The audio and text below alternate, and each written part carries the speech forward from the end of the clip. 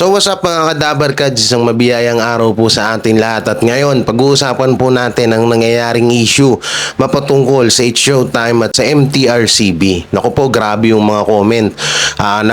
Nagwawala na po ang mga supporters ng It's Showtime dahil sa binabang hatol ng MTRCB na 12 days suspension sa It's Showtime. So ito may mga babasahin din tayo dito na mga comment na hindi kaaya-aya at iko-correct po natin yung mga sinabi po nila kasi medyo yung ibang mga sinabi po dito ay below the belt na, no? So wala na po sa ayos hanggang sa meron pa nga po dito pinagmumura na si Ma'am Lala Soto. Ay ko-correct din po natin yung mga mali nilang mga komento para hindi paniwalaan ng ibang mga supporters ng It's Showtime. At dito ay update ko na rin po kayo mapatungkol po doon sa pagmumura ni Wally Bayola, no? Pagmumura ni Wally Bayola sa E80. So ano nga ba yung magiging update dyan? So pag-uusapan din po natin yan. So bago natin pag ituloy ito huwag nyo pong kalimutan na mag-like, share, comment, and subscribe sa aking YouTube channel. At pakipindot na lang din po yung bell button para lagi updated sa ating mga video araw-araw. So ito panoorin din po natin yung report ng GMA mapatungkol sa issue ng It's Showtime at ng MTRCB. So ito po't panoorin natin. Ng 12 days airing suspension ng MTRCB ang noontime show na It's Showtime. Ang sagot ng ABS-CBN sa report ni Nelson Canlas. Sinuspinde ng Movie and Television Review and Classification Board o MTRCB ang noontime show na It's Showtime na tatagal ng 12 airing days. Bunso dito ng mga reklamo na natanggap ng MTRCB tungkol sa July 25 episode kung saan naging indecent o malaswa umano ang ikinilos ng mga host sa segment na Isip Bata. Ayon sa MTRCB, sinunod ang procedural process nang i-refer ang kaso sa Hearing and Adjudication Committee ng ahensya na duminig sa kaso at nagpasumite sa mga respondent ng position paper. Sa inilabas nilang pahayag, sabi ng MTRCB, ngayong taon nakatanggap sila ng mga reklamo ukol sa It's Showtime na kanilang inaksyonan. Kamakailan daw ay na-issuehan na ang programa ng 2 warning. May 15 araw ang It's Showtime para maghain ng motion for reconsideration sa suspension. Kung salungatin ng MTRCB ang motion for reconsideration ng noontime show, maaari pa silang umapela sa Office of the President. Sa isang pahayag, kinumpirma ng ABS-CBN na natanggap na nila ang ruling ng MTRCB. Magsusumite raw sila ng motion for reconsideration. Naniniwala raw silang walang anumang nilabag na batas ang It's Showtime. Patuloy daw silang makikipag-ugnayan sa MTRCB upang makapagpatuloy ang kanilang programa sa paghatid ng libangan at saya sa mga manonood. Para sa GMA Integrated News, Nelson Canlas, nakatutok 24 oras. So yung mga kadabarkads, no? Naniniwala po daw ang ABS-CBN na wala daw nilabag na batas or wala daw malaswa sa ginawa ni Vice Ganda at Ayon Perez. So ito, tatanungin ko kayo. Halimbawa na E80 yan, sa E80 nangyari yan, halimbawa lang, masasabi nyo kaya na hindi malaswa ang ginawa ni Vice Ganda at Ayon Perez? Boom! Diba? Siyempre sasabihin nyo dyan, ay oo, malaswa yan, no? Dapat pinatawag talaga ng MTRCB yan, no? Ano ba naman yan? Pati pala ang ito dito nyo mapapansin at ito yung pinakapangit sa lahat, na mismong network na, no? Mismong network ang nagsasabi na wala daw malaswa sa ginawa nila Vice Ganda at Ayon Perez. Ay nako, alam nyo ito sa lahat ng mga basher na binabash ang MTRCB, lalong-lalo na si Madam Chairman Ma'am Lala Soto. Sa totoosin, dapat maging proud kayo sa kanila. Alam nyo kung bakit? Kasi ginagampanan nila yung trabaho nila. no? Ginagampanan nila, inaayos nila ng mabuti yung kanilang trabaho, nagsisikap sila na maaksyonan lahat ng mga bawal na mga ginagawa ng mga host sa mga noontime show.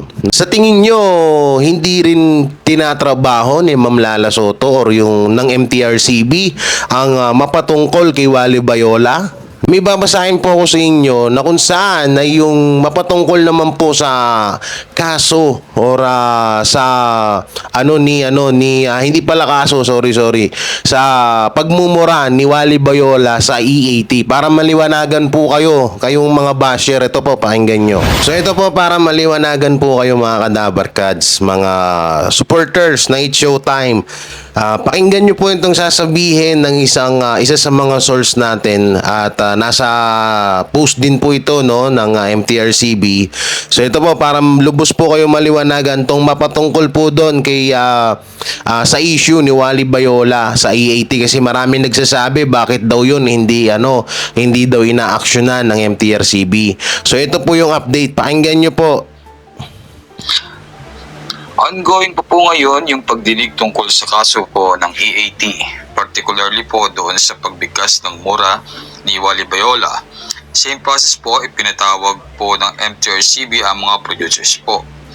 Nagpadala po ng representante ang producers, then nagka-hearing po. After noon ay hiningan po sila ng MTRCB ng position paper. Base po doon sa nakalap sa hearing at position paper na isinumiti ng respondents o producers, doon po magdesisyon yung MTRCB Adjudication Committee na binubuo ng iba't ibang MTRCB board members na kinabibilangan ng mga lawyers.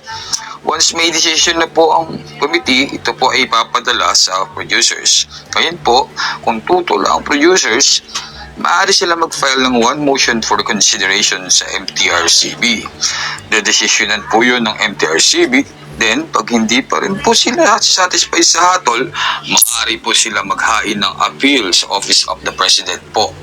So yun, siguro naman na maliwanag na sa inyo mga Kadabarkads, at lalong-lalo dyan sa mga supporters ng It's Showtime, sa mga supporters ng Sup Daliri, ika nga ni Sir Ben Tulpo. So eto, may papanood naman ako sa inyo. Siguro malinaw na sa inyo, no, kahit hindi na natin ulitin.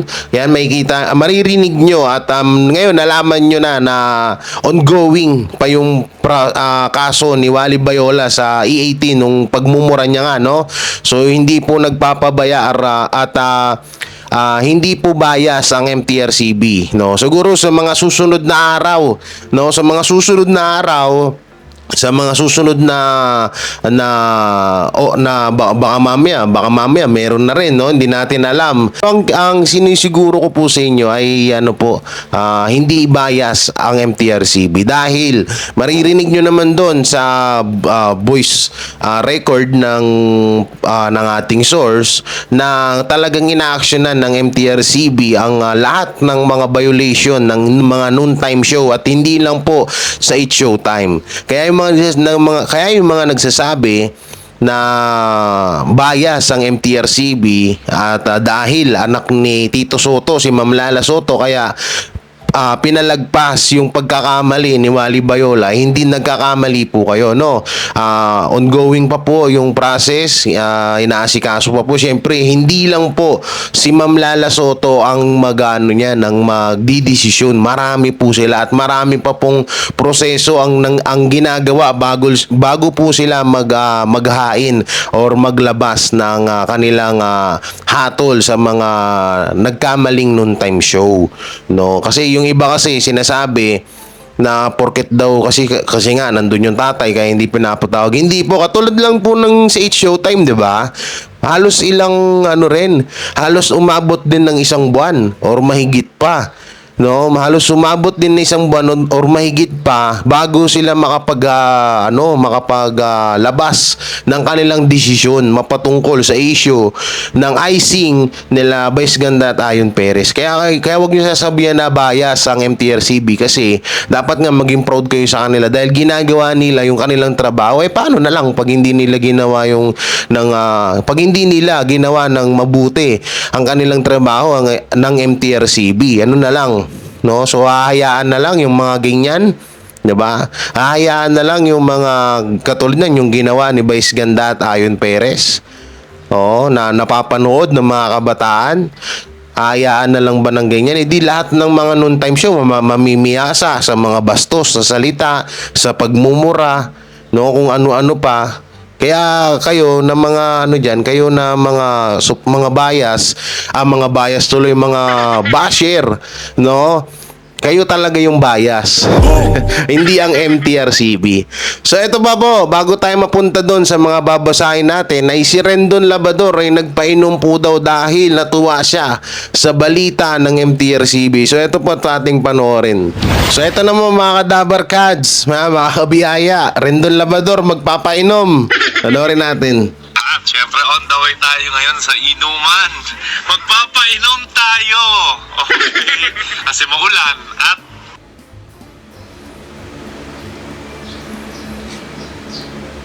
Yo, Rendon Labrador here. Magandang gabi po sa inyo lahat. Syempre on the way tayo ngayon sa inuman. Magpapainom tayo. Okay. Kasi maulan at syempre good news. Showtime. 12 days team building kayo ngayon. Team building kayo ngayon. Di ba? Para magbago kayo, di ba? Parang lasing na si Rendon dyan, ah. Kahayupan ninyo, ito-tolerate ko. Para sa mga bata yan. Lahat ng mga netizens na supporters nila Vice at Ayon, wala akong pakialam sa inyo. Sabi niya, yung kababuyan nyo, hindi ko yan, yung kababuyan nyo, akala nyo ito-tolerate ko. Bakit? Ikaw ba si Ma'am Lala Soto? Ikaw ba si ano? Ikaw ba ang MTRCB na sabihan mo na hindi mo ito-tolerate ang kababuyan ni Vice Ganda at Ayon Perez? Hindi ko kinakampihan sila Vice Ganda at Ayon Perez, ha? Pero dito kasi, lumalabas na natuwa ka. Sobrang tuwang-tuwa ka sa pagkakasuspinde.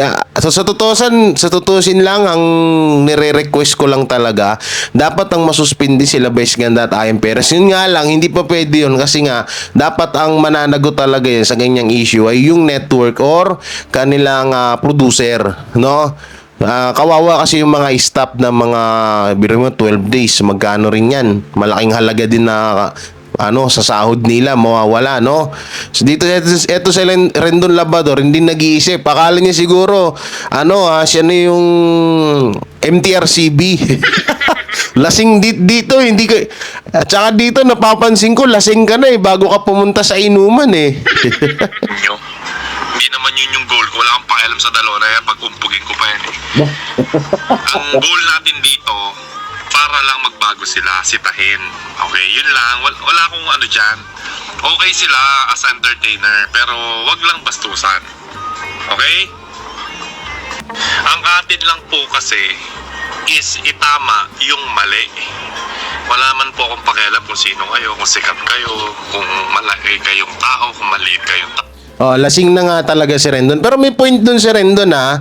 Sabi ni Rendon, okay naman kayo na mag-entertain, maging entertainment, pero yung kabastusan, wag naman yun yan, wag naman gawin, lalo sa television at sa harap ng bata. May point naman do si Rendon. Kahit paano, tumama din ng buwisit na to. Kung mahirap kayo, mayaman kayo, ang mali ay mali. Okay? So gusto lang po natin itama yan. Yun lang. Okay? Huwag kayo masyadong emosyonal. Huwag kayo mga tanga. Itinama lang po natin. Diba? Kung aapihin naman yung mga taong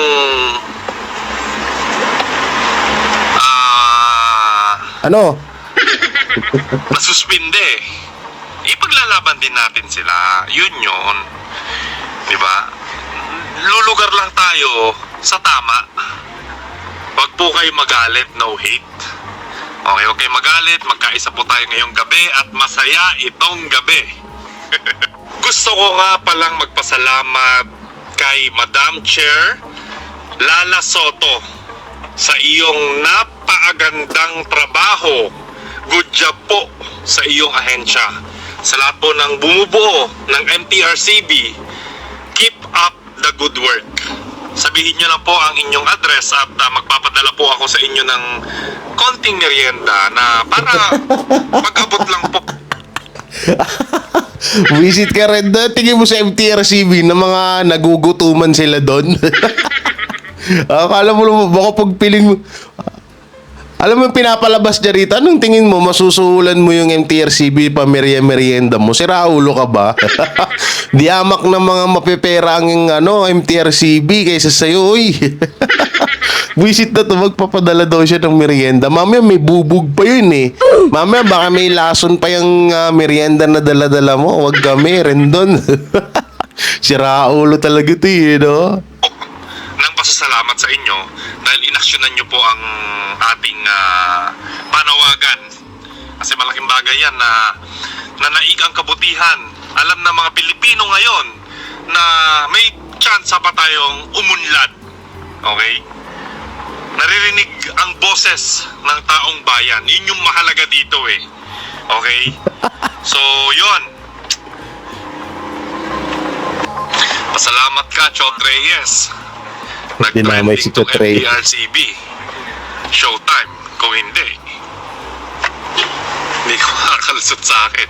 Pero sige, Chot Reyes, okay. Muna tayo? Goods muna tayo ngayon. Masaya tong gabi.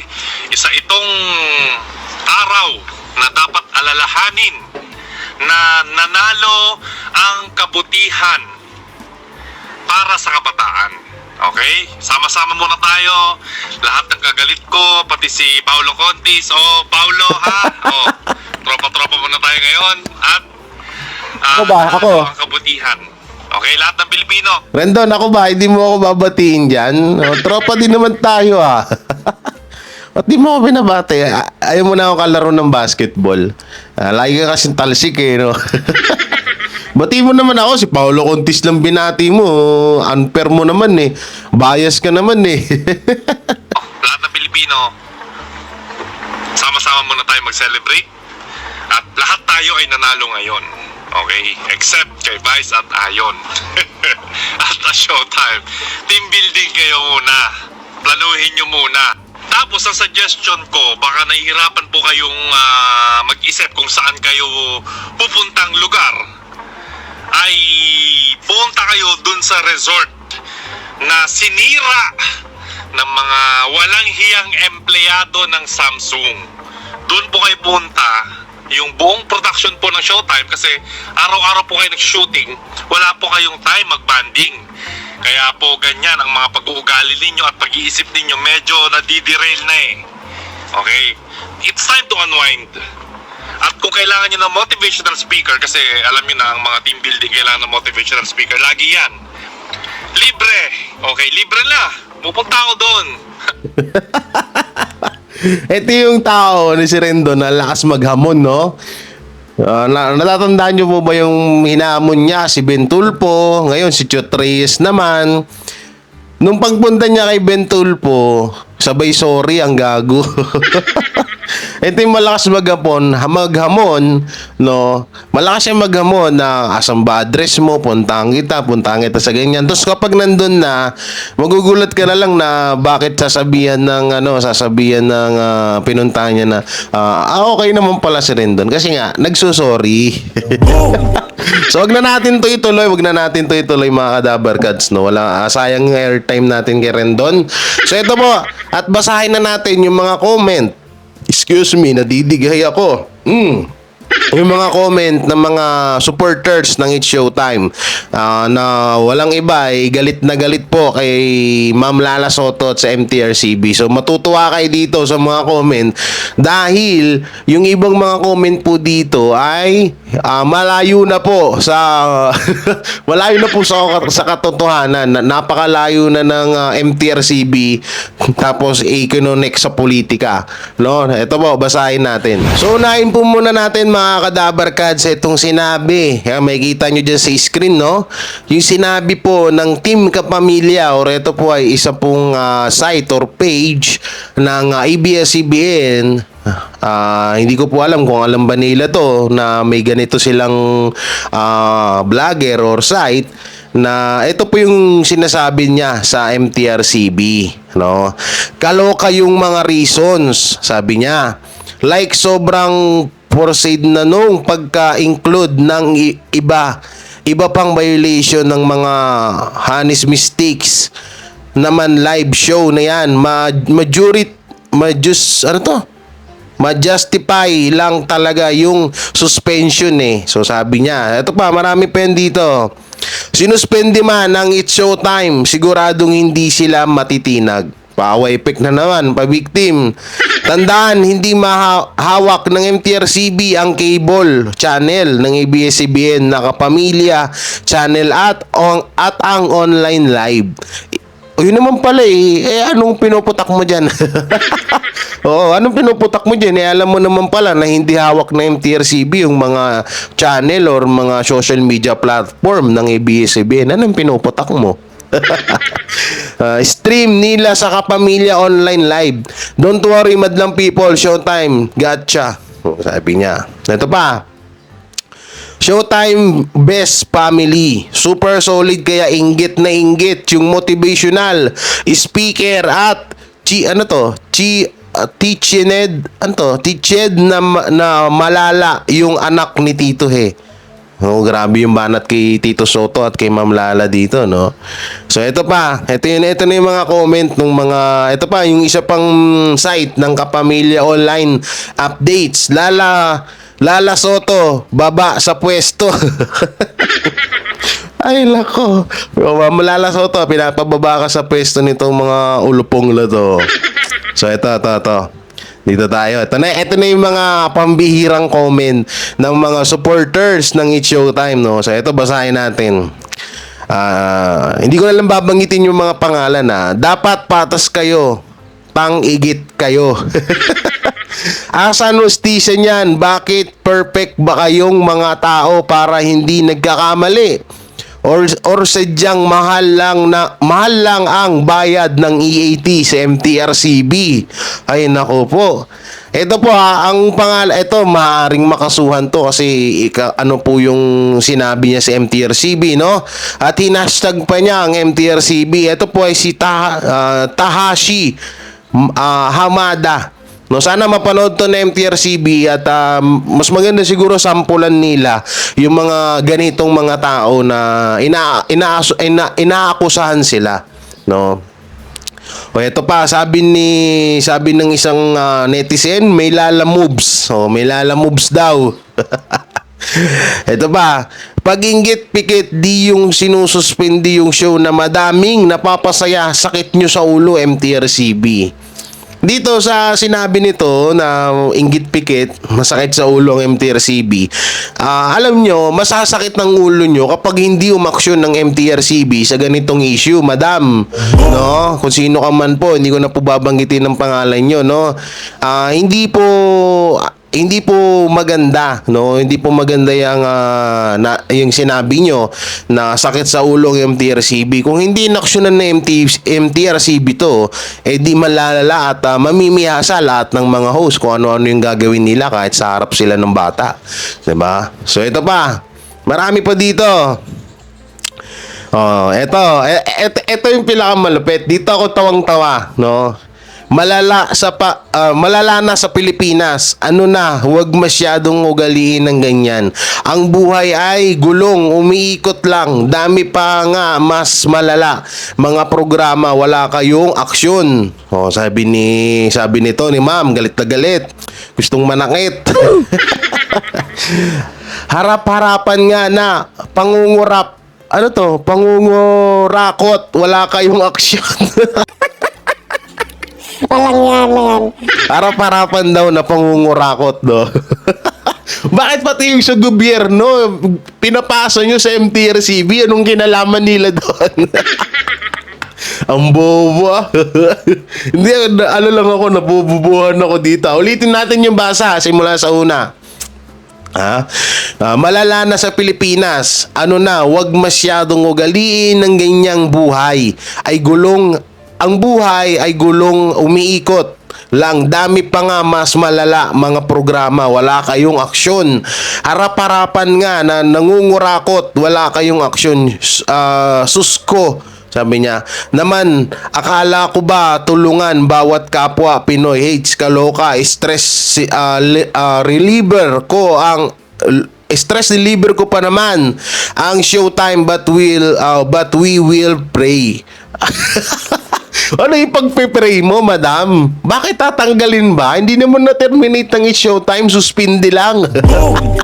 Pasalamat nga kayo, suspindi lang 12 days eh. Kung makapag-react kayo, akala nyo tinanggal talaga ng MTRCB or tinerminate ng Showtime. Grabe naman. ito pa.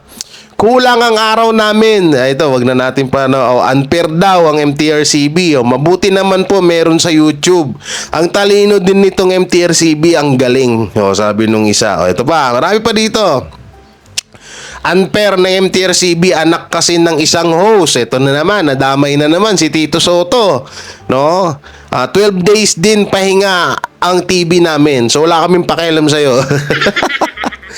Para daw ang panoorin ay EAT, kaloka at Showtime kaya kami. Sabi niya, ito marami nagsasabi po nito na kaya sinuspinde ang Showtime may dahil daw para mapanood at tumaas ang ratings ng EAT. Naku po, ano bang nasa utak nyo? Ha? Hindi ho ganun. Dahil kahit hindi pa nasususpinde ang Showtime ay mataas na po talaga ang ratings ng EAT. Grabe talaga mga utak ng Pinoy, no? Ito pa, It's Showtime noontime show bring us joy and enjoyment. Talagang pag nanood ka, matutuwa ka at matatawa ka sa mga jokes nila. Wag lang seryosoin, no? Alam nyo dito, ma'am, ikaw, ma'am. Ito yung sa sinabi ni ma'am dito, makikita nyo sa screen. Wala po, hindi naman po question ng MTRCB yung pagpapatawa, matutuwa kayo. Lahat naman tayo natutuwa sa mga noontime show na sinusuportahan natin. Pero may mga jokes kasi, no? Ang dami nun, may letter S yung jokes, no? May mga jokes kasi or joke na bawal sa television, na hindi pwedeng banggitin sa television, no? At hindi pwedeng marinig ng mga kabataan. Ang pinoprotektahan ng MTRCB, hindi kayo, no? Hindi kayo ng mga yung mga nang babas diyan, alam ko may mga edad na yan, hindi kayo.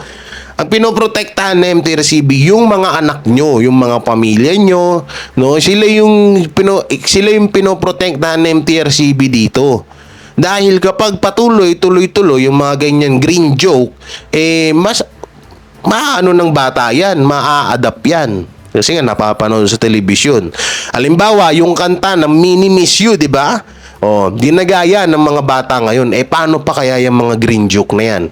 Kahit nga dito sa kapitbahay namin dito sa Taguig, yung bata naglalakad . Sabi niya, saan ka galing? Anong sagot niya? Sa puwet ng nanay ko, 'di ba? Saan narinig 'yun? 'Di ba kay Kulot? Kaya wag kayong ganyan. Ang pangit ng mindset nyo, ha? Yung mindset nyo, pakiset. Ito pa. After 12 days, sure na matindi ang pasabog ng It's Showtime. Mas lalo lang nilang pinasikat ang It's Showtime, mamimiss. Subalit mas kaabang-abang ang pagbabalik. Alam naman namin yan no? Alam naman natin yan na kaabang-abang ang pagbabalik dahil puro pa-victim na naman ang mangyayari sa pagbabalik ng It's Showtime. Totoo yan. No, totoo yan, promise. Yan na talaga yung mangyayari dyan. Kaya kayo, mga kadabar kads, kayo na mga supporters ng Sup Dalire, ika ni Sir Ben Tulpo, supporters ng Showtime, respetuhin na lang po natin yung desisyon ng MTRCB. No, sa halip na ibinabash nyo, si Ma'am Lala Soto, alalahanin nyo marami sila dun. No, marami sila doon at hindi lang si Ma'am Lala Soto ang nagdidesisyon niyan. At katulad niyan, kung hindi ko na late kayo dito sa video ko, panoorin nyo ulit yung etong video na to, nasa unahan na binasa ko sa inyo at pinarinig ko sa inyo mismo na ongoing pa yung mapatungkol sa pagmumura ni Wally Bayola. So dito, pinapakita lang ng MTRCB na hindi sila bias, na lahat ng mga violation sa mga noontime show ay inaaksyonan po nila. Kaya kayo, lahat po kayo ng mga nambaba sa MTRCB, stop na po. Wala po kayong maitutulong. Tsaka ito pa, di ba nung nakaraan puro parinig, puro patama ni Vice Ganda sa MTRCB, di ba? May mga video pang kumalat, yung may mga trauma na sila sa icing, di ba? Puro patama lahat. Pero hinayaan lang na MTRCB yun. So ngayon naman na nagbaba na ang MTRCB ng kanilang desisyon, ganun pa rin. Diba? Alam ko marami pang mangyayaring parinig or banat sa MTRCB, pero kung tutusin, dapat maging proud kayo dahil ginagampanan po nila ang kanilang trabaho at hindi sila bias. Baka sa susunod na araw, bukas or sa susunod na linggo ay maibaba na rin nila yung mapatungkol sa kaso or sa pagmumura ni Wally Bayola sa EAT. No, so doon natin, alam ko marami na naman din mag-iiyakan, no, na kesyo scripted na naman. Pag hindi umaksyon ng MTRCB, nag-iiyakan kayo. Pag umaksyon ng MTRCB, nag-iiyakan kayo. Kapag nagbaba ng desisyon ng MTRCB sa 8 Showtime, nag-iiyakan kayo. Pag nagbaba ang MTRCB ng desisyon sa EAT, sasabihin nyo scripted. Ano ba talaga? Saan lulugar sa inyo MTRCB? Ha? So yun, hanggang dito na lang tong video natin at anong may comment nyo or magiging komento nyo sa mga napag-usapan natin ngayong araw na to. Ayan, i-comment nyo lang po dyan sa baba at syempre bago nating tapusin itong video, huwag nyo pong kalimutan na mag-like, share, comment, and subscribe sa aking YouTube channel at pakipindot na lang din po yung bell button para lagi updated sa ating mga video araw-araw. So ingat po kayo palagi and God bless and peace. Bye-bye.